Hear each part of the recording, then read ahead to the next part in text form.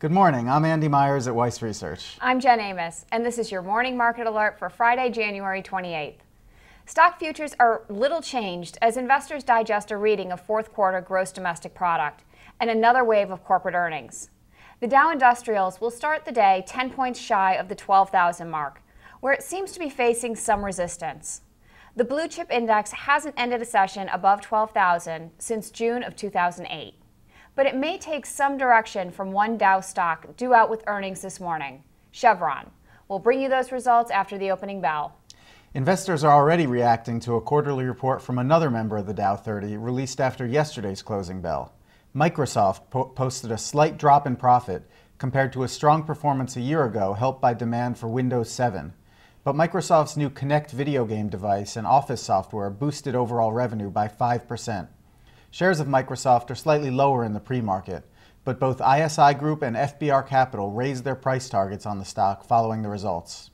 Meanwhile, Amazon.com is tumbling nearly 8% right now. The online retailer posted an 8% increase in fourth quarter earnings, thanks to strong holiday sales.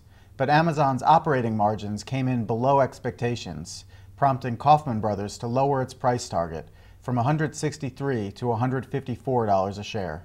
Another big stock likely to open sharply lower is Ford Motor. At first glance, its quarterly report seems like all good news. Ford earned $6.6 billion in the fourth quarter, its best performance in more than a decade. For the full year, sales jumped 20%, and strong demand for its F-Series pickup trucks made Ford the top-selling brand in the U.S. But the results fell short of Wall Street estimates, sending the stock down nearly 7% in pre-market trading.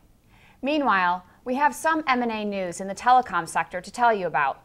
Verizon Communications is buying Terremark Worldwide for about $1.4 billion. The $19 a share price tag values Terremark at 35% premium over Thursday's closing price, and the stock is jumping to right around that level in pre-market.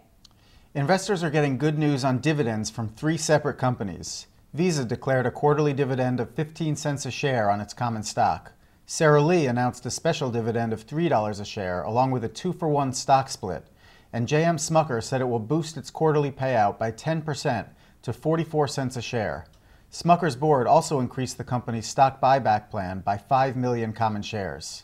That's the latest from Weiss Research. We'll be back after the opening bell with all the economic and earnings data and the market reaction.